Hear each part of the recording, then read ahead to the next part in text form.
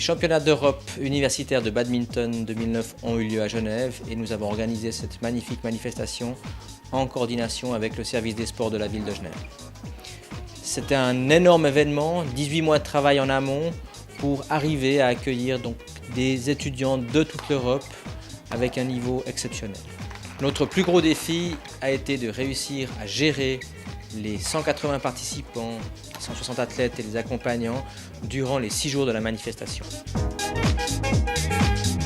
Pour les transports, notre mission a consisté à emmener les athlètes de l'hôtel jusqu'au lieu de la compétition. Et le matin, on a confié cette charge à notre partenaire Veolia qui nous a mis gratuitement des bus à disposition, ce pourquoi on le remercie vivement. Et pendant l'après-midi, quand les athlètes avaient fini leur compétition, on les emmenait d'ici jusqu'à l'hôtel grâce à des navettes comme celle-ci qui étaient conduites par les bénévoles qu'on remercie vivement et sans qui la manifestation n'aurait pas pu avoir lieu. L'accréditation est un gros travail en amont de la compétition. Cela demande beaucoup de temps de travail pour la programmation de la base de données, puis ensuite l'accréditation même des joueurs. Donc il y a un gros programme de formatage de photos pour que chaque accréditation soit vraiment personnalisée avec le nom, le prénom, leur statut, leur pays et la photo. Il faut compter à peu près un mois de préparation, ce qui correspond à peu près à une centaine d'heures pour l'accréditation des 180 athlètes.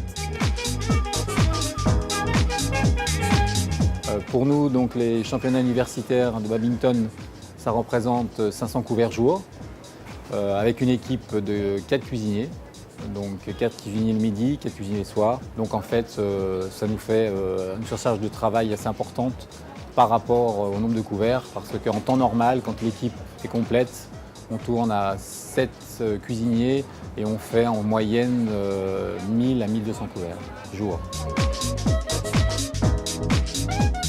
Le travail, ça consistait à recruter une centaine de bénévoles pour toute la semaine et à les répartir dans différents domaines. On avait besoin de gens qui accompagnaient les équipes, besoin de gens pour les transports, pour les juges de ligne et pour la buvette. Donc il s'agissait de recruter ces gens et de les coordonner durant la semaine. Donc pour les chiffres de la buvette, ce que je peux dire, c'est que franchement en 5 jours ça a super bien marché. On a fait plus de 400 capsules de café, plus de 300 hot dogs et croque-monsieur. Et heureusement qu'Aligros est juste en face parce que sinon on aurait été vraiment dépassé. Mais au niveau des chiffres, on est bien content parce que ça a super bien marché et puis les gens ont joué le jeu. Alors concernant l'arbitrage, ça fait à peu près une année qu'on travaille dessus pour trouver le nombre d'arbitres suffisant pour avoir des arbitres et des juges de service. Nous sommes arrivés avec nos différents réseaux à avoir 22 arbitres répartis sur les 5 jours, certains que le week-end, certains les 5 jours, parce que vu le niveau de la compétition avec des joueurs de niveau mondial, on trouvait que c'était important d'avoir des arbitres internationaux à ce tournoi